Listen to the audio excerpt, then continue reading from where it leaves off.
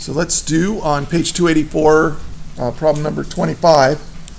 And let me read it. It says a 12-gram wad of sticky clay is hurled horizontally at a 100-gram wooden block initially at rest on a horizontal surface. The clay sticks to the block. After impact, the block slides 7.5 meters before coming to rest. If the coefficient of friction between the block and the surface is 0.65, what was the speed of the clay immediately before impact? All right, so let's draw a picture of this problem.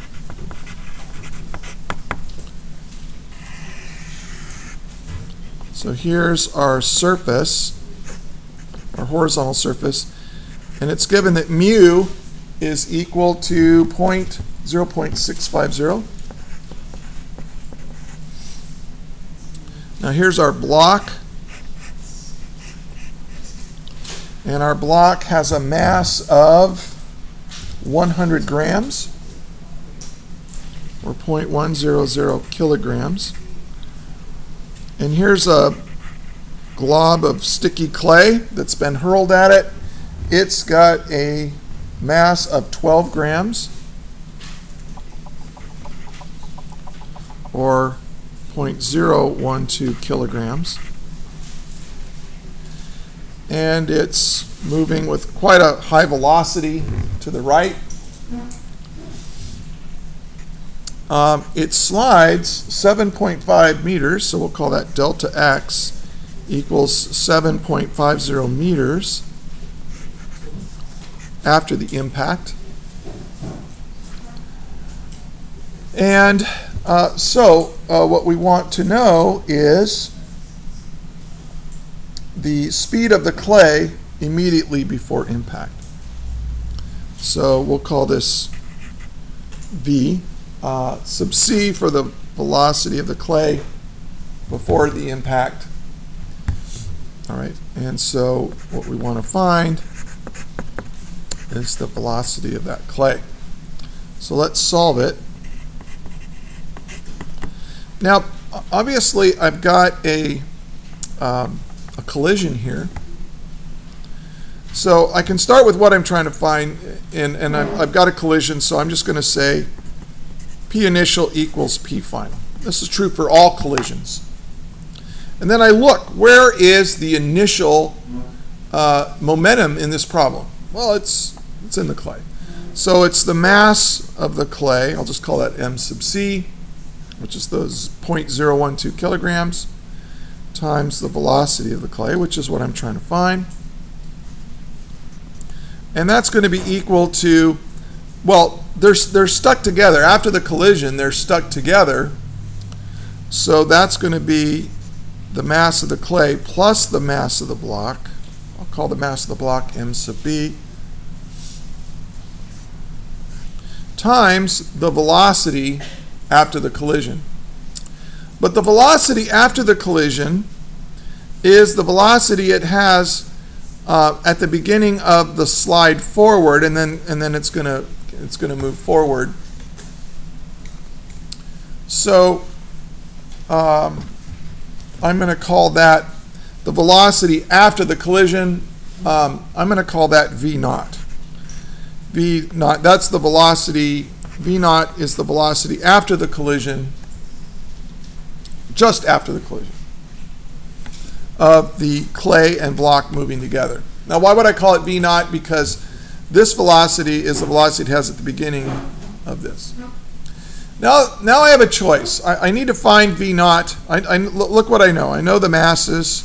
I'm trying to find this, but I don't know what that velocity is. So I need to find it a different way. There's two ways of doing this. You could say, well, I know the final velocity of the block with the clay mashed on it is 0. So I could use kinematics to find what the average acceleration is, and then I can use, I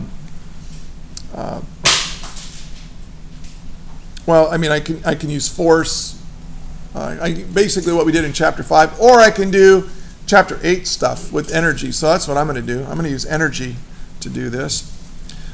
Because if I look at this this thing right here, if I draw a free body diagram of this thing, well, I've got gravity pushing it down, and I got the normal force supporting all that weight, and I've got a force of kinetic friction. Well, we'll just call it F, like that. We got a force of friction that's slowing it to a stop. And so now I can use the work energy theorem. The work done by the net force will result in a change in kinetic energy of my system. Well, the net force here is this force of friction. So it's the force of friction times delta x times the cosine of the angle between the displacement and the force. And notice that the displacement is to the right, the force is to the left, so that's 180 degrees, and the cosine of 180 degrees is -1. So I'm just going to put a negative out there because friction is doing negative work. It's taking mechanical energy away from this guy.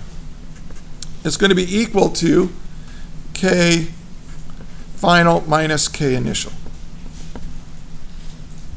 Well, K final is 0 because this thing is not moving. And I can get rid of the negative sign because here's a negative K initial and this, so boom, boom, that goes away. Now I need to know what the force of friction is. The force of friction is equal to mu times the normal force, but the normal force, we'll just call that the weight.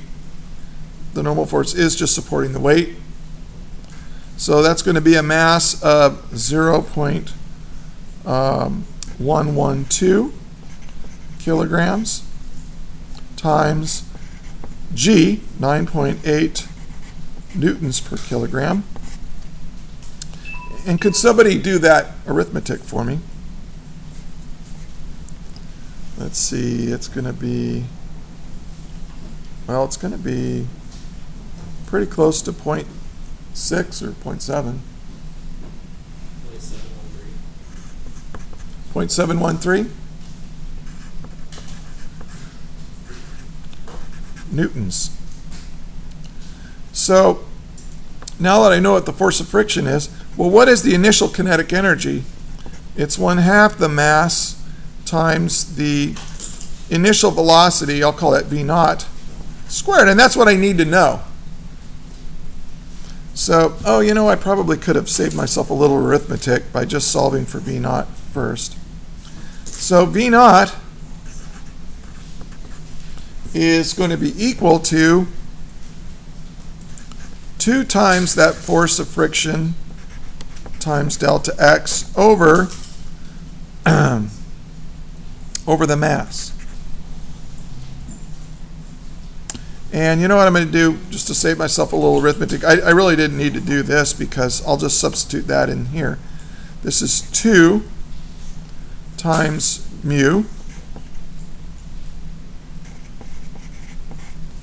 times the normal force, which is mg, times delta x, which is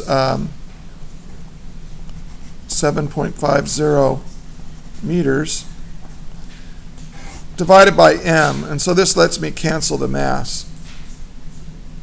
And then I need to, oh, I forgot to take the square root, didn't I?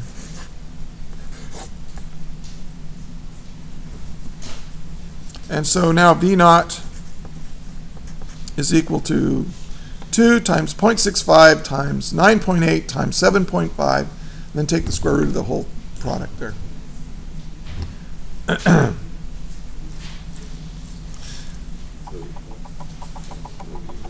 Anybody have it?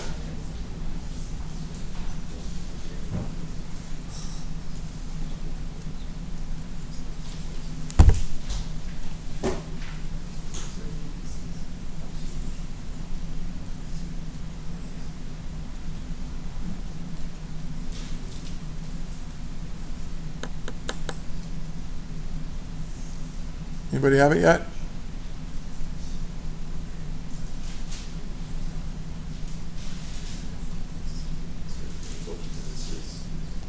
2 times 0.65 times 9.8 times 7.5, and then take the square root of that answer. What do you get? 9.77? Dang. Meters per second. Okay. Now, if you assume that's right, now we know what V naught is. Okay. So now I can solve for the velocity of the clay. The velocity of the clay is just equal to the sum of the masses, which is 0.112 kilograms, divided by the mass of just the clay, which is 0.012 kilograms, times this velocity of 9.77 meters per second. And that should be our answer. So 0.112 times 9.77 divided by 0.012. And what do you get? Come on, help me out here, you guys. 91.2 meters per second. Is that the answer? Woohoo! And I looked at it. Well, you looked it up, and that's correct. So I'm going to put a star next to it. Now, this was kind of messy, but here's another way you could have done it. You could have taken this free body diagram and figured out what the initial velocity was from the kinematics of the problem. So, but I don't know. I just did it with energy, so, and it worked. So let's try to get the whole thing under.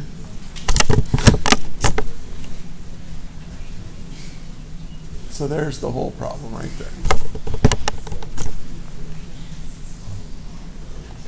Okay.